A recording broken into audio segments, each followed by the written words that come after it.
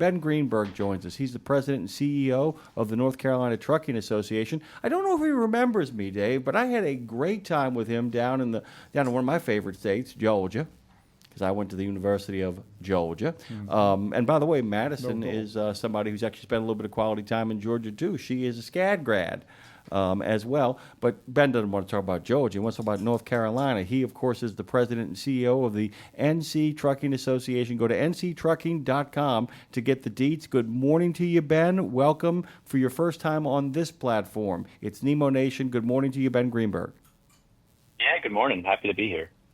So let's just kind of dig in right now. We'll just kind of jump right in at the top of this. You've been with the gang since 2022. Can you talk about what it is you're kind of tracking these days, what it is your members are most hooked into, and what, as the head of the whole thing, you're kind of paying really close attention to both on a local and national level in regards to transportation and trucking?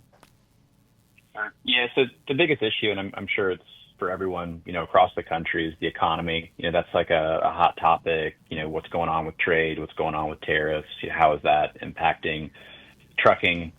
Specifically in North Carolina, if you look at things that you can potentially control, we've had a really heavy focus these past couple of cycles on trying to provide some relief to the truckers out there and the trucking community on some of their costs, and largely focused on some relief in the predatory towing space, knowing that that's kind of a wild west in North Carolina, with it being mostly unregulated.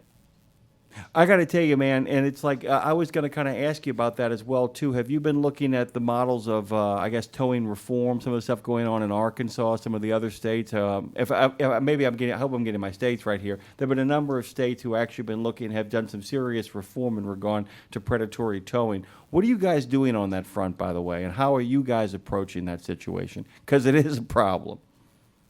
Yeah, and it's a patchwork of state issues, right? It's not something that you can really fixed federally. And so with the state trucking associations, we're part of a federation. And so I do work closely with my colleagues like Shannon in Arkansas or Donna in Tennessee and the rest of the Southeast and across the country on trying to crack the nut, find a silver bullet, find some common sense language that makes sense, just to put up some reasonable guardrails to keep the freight moving. And so in North Carolina, we've been kind of focused on three main problem areas. One has to do with commercial booting or booting trucks in North Carolina, release of commercial cargo, which is a challenge in our state, and then just some reasonable guardrails on the record rotation. God forbid one of your listeners is involved in a collision, what it costs to get their truck, tractor, cargo, et cetera, recovered. State Highway Patrol has to call a towing and recovery service to get the roadways cleared up to avoid a secondary accident. Let me kind of follow up with that really quickly too, because you actually explained the wrecker situation pretty good here. You talk about the idea of banning booting and immobilizing commercial motor vehicles, and like I said, a lot of our listeners are longtime listeners, longtime over the road people. Can you explain to the people who are just kind of coming on board what it is that you guys are fighting in regards to what the impact of what booting and immobilizing CMVs in fact does, what the impact of that is on the industry, and what it is in regards to highway safety as well, too? Yeah, sure. So, it all stems from a common problem that we have throughout the country. There's a lack of available truck parking, right? ATRI points us to the fact that there's one truck spot for every 11 trucks that are out there on the road. So there's a lack of truck parking. Your listeners have a federally limited amount of time they can drive their trucks, and if they get involved in congestion, traffic, an accident, et cetera, they're required to stop, but they're not guaranteed a safe place to park or a legal place to park. And so you get into a situation, particularly problematic in North Carolina, in the Charlotte market, where some opportunists have popped up to start booting commercial trucks in lots. And there's a variety of instances in how this can happen. There's situations where businesses have available commercial truck parking, but it might just only be valid during the hours that the business is in operation. So just to give you a concrete example, we had a member company driver, at a local fast food restaurant. I won't name the company. Got there around 10:45, ordered a biscuit. That might give it away for the North Carolina listeners. and was eating a biscuit in his truck, and 11 rolled by, and that's when the establishment closed. And next thing the driver hears is a knock on his door that he's been booted for not being parked somewhere legally anymore. And, it'd be one thing if it was just a ticket or a small fee to kind of, punish the potentially bad behavior, not parking somewhere where you're supposed to be past a certain time. But these fees are easily in excess of $3,000. And it's not a situation where they will accept many forms of payment. It's cash, Zelle, Cash App. They want the money immediately and won't allow you to move until you pay it. There's a word for that. It's actually two words combined into one, and it ends with a down and begins with a shake. And since we're not talking about Shake Shack, I get to say this out loud. It's a shakedown. I mean, I don't even, you ain't got to say it, Ben. I'm going to let you off the hook here. You can be all political and all this kind of stuff. That's a genuine bona fide shakedown. Nice truck you got here. Be ashamed if you couldn't get out of the boot, huh? I mean, that's really, I mean, that's the truth of the matter, right? I mean, good God Almighty. It's piracy. I mean, that's what it is. And, the joke is, when you talk to policymakers and legislators on this, well, does this mean that the trucks can park wherever they want? And the answer, of course, is no. If you've got a truck parked somewhere where it doesn't belong, fairly common sense would let folks know that immobilizing it where you don't want it isn't solving your problem, right? Well, I mean, okay, I'm going to tell you a strange little story that involves towing, but not of commercial vehicles, but it'll make sense when I get to the end of it. So there was a councilman in the city of New Orleans who actually happened to have a major contributor who was a tower. And this is a true story. A woman parks in the parking lot of Burger King. She goes in and she grabs a couple of burgers for her children and then walks to the parking lot right next door and walks in to the Louisiana Pizza Kitchen to get herself a salad. When she and her two children come out of the pizza kitchen, with them still holding the Burger King bags, by the way, they're already towed. It's 15 minutes later, which meant somebody was standing there waiting for it to happen and did it.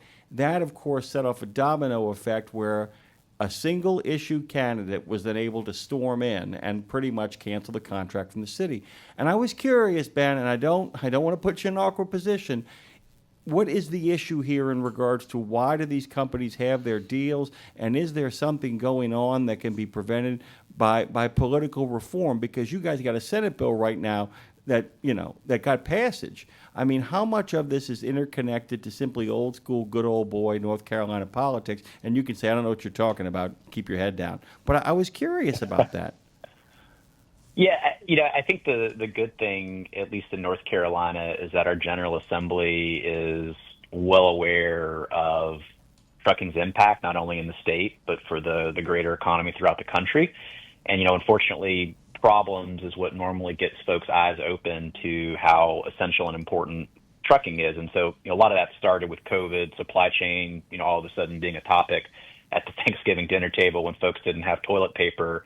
But then again, unfortunately, and I've been on the show talking about it with the recovery and aftermath of Hurricane Helene, although that aid and relief went in on truck, Western North Carolina will continue to get rebuilt by truck. And so there's a great appreciation at the General Assembly for trucking and its importance to the economy. And so it was frankly just a matter of going and saying, hey, this is the issue. This is what it looks like. Make it make sense on how 15 minutes of labor should result in a $3,000 plus charge.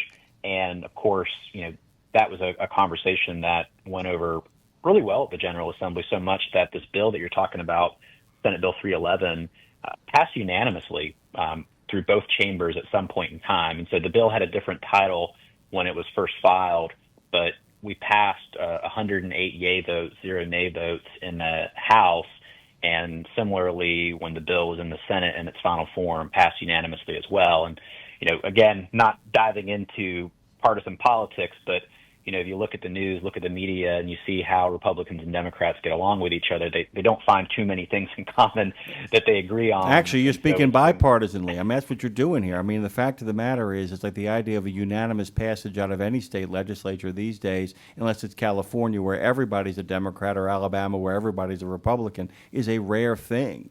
I mean, this is Correct. this is extraordinary what you guys have accomplished. And in case people didn't know, North Carolina is incredibly purple, so it really is an achievement on you guys' parts. You must be very proud. 100%. And it's our win, as a sort of the chief cheerleader for the industry, but it's the truckers' wins, right? They were able to come in person to our General Assembly, and you got representation from our companies, from owner operators that have been to our General Assembly with us, individual drivers, all the way up to owners, CEOs, and everyone in between has come to just tell these real stories of trucking and how this has impacted their businesses in a otherwise tough freight economy. And those stories resonated. They were quoted during committee hearings and during final votes. And I think that type of momentum is what was able to get us across the finish line. And again, unanimously in this day and age of politics, which is just a huge win. And we're just excited to put an end to an otherwise predatory practice. Boy, this is a real, I'm going to use the term, this is a real boots on the ground, no pun intended. Gee, I didn't get that was a pun until I said it.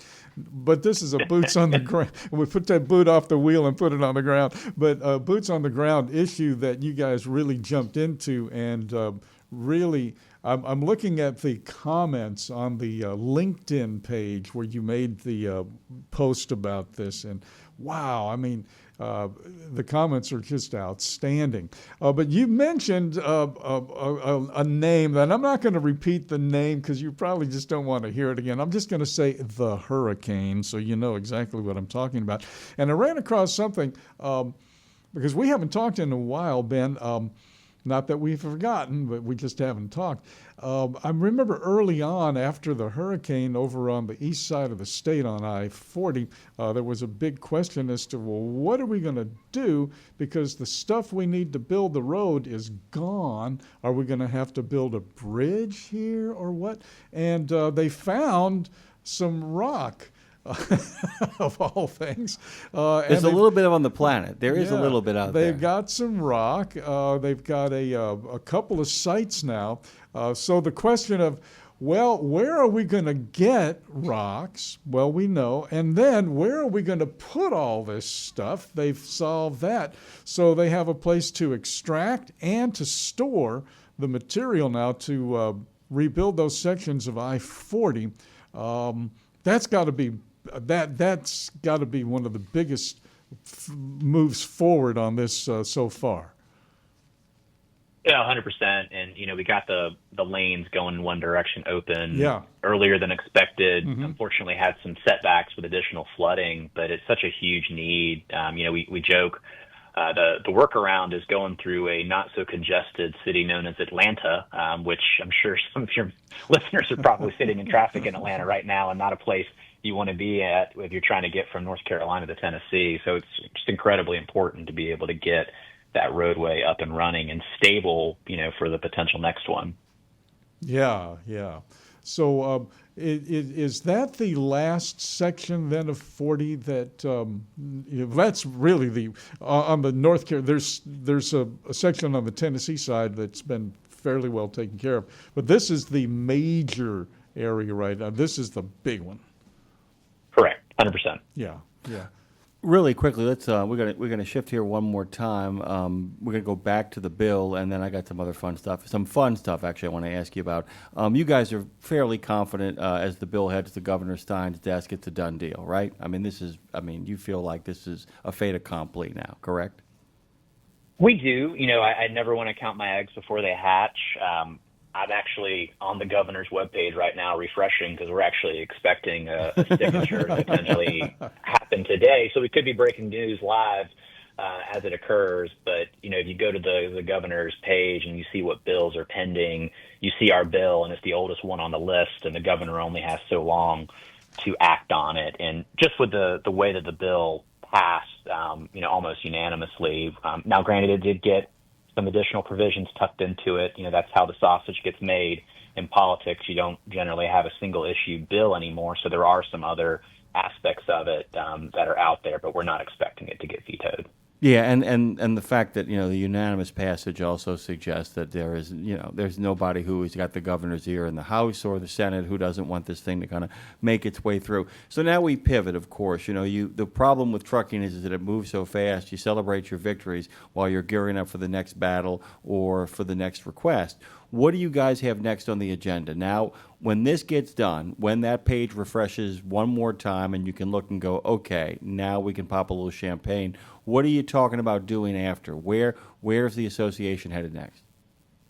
Yeah, the next piece of it is still looking at towing, but it's providing that fix in the wrecker rotation space, because that's just another area where there are no guardrails and the bills can be astronomical, something that would make anyone blush when it comes to the services / cost being put out there on some of these invoices. And so, we just need somebody to be able to call balls and strikes on what's fair and reasonable. And I always caveat this whenever I'm talking about this space. Towing and recovery is an essential service, just like trucking is. We have to have good, honorable operators that are out there, and they've got heavy investments in equipment to be able to get the roadways cleared, to avoid secondary accidents and avoid all the problems that can come following a collision. So we've got to incentivize and have good operators out there, but we've also got to have some reasonable guardrails on what they can charge.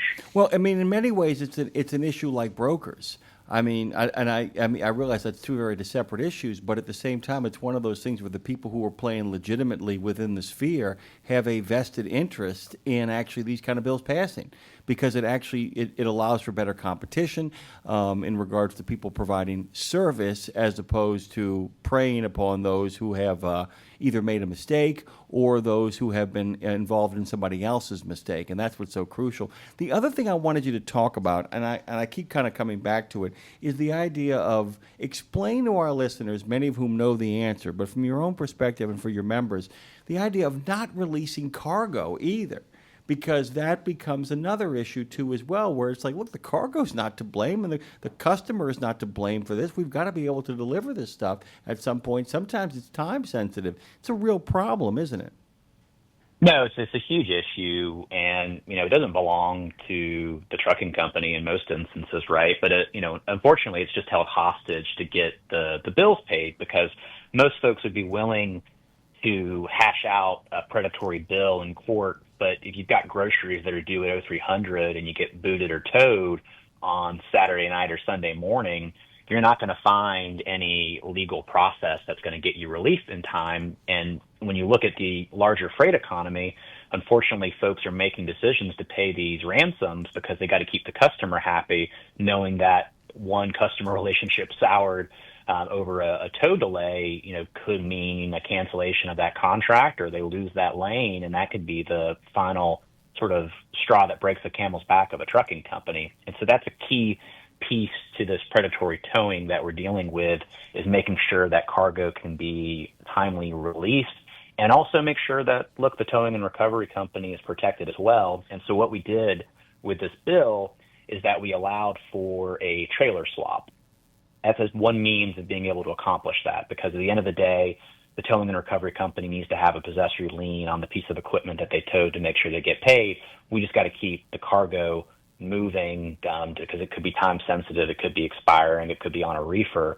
And so what this bill does is allows you to bring an empty trailer within 5 model years, swap it out, keep the freight moving, and then you're able to have a little bit more time and breathing room to deal with the bill and make sure that that's ultimately fair. Yeah, and for the people who are actually engaged in the kind of ethical behavior that you talked about, that so many who are actually in that line of work are, that should be a no-brainer. It's like, as long as we have the collateral we need to be able to enforce what it is that's happened, there's no reason we should hold up the goods and services or shut down a business in the blink of an eye, many of which run by kind of grocery store profit margins. It's an important thing to remember. Okay, we're almost out of time here. Just wanted to ask you what you did for the 4th of July, how it was, how your weekend was, how your family is. Family's great. We've got a young family over here at the Greenberg household. So we've got an 18-month and a 4-year-old. So we frequently like to refer to it as surviving and advancing. And we did just that. We kept everybody happy, did some nice walks, had some good meals, and entertained the family. Yeah, it's just the best holiday in the world because, Ben, you get to celebrate it any way you want. There is no line of pattern that you have to follow. There is no one route for the 4th of July. Just a lot of joy and a chance to enjoy your family. You are welcome back anytime, our friend. We love having you on. Congratulations again. All of those kudos. I know you downplayed it yourself, but Dave and I wanted to tell you congratulations. It's a big win. It's a big win because it's a win that everybody over there is celebrating as opposed to a contentious, ugly issue on the floor of the House. Well done. 100%. Thank you so much. Thank you so much. Ben Greenberg, of course, is the president and CEO of the North Carolina Trucking Association. He joins us in the final half hour. He joined us in the final half hour of Nemo Nation here on RadioNemo.com.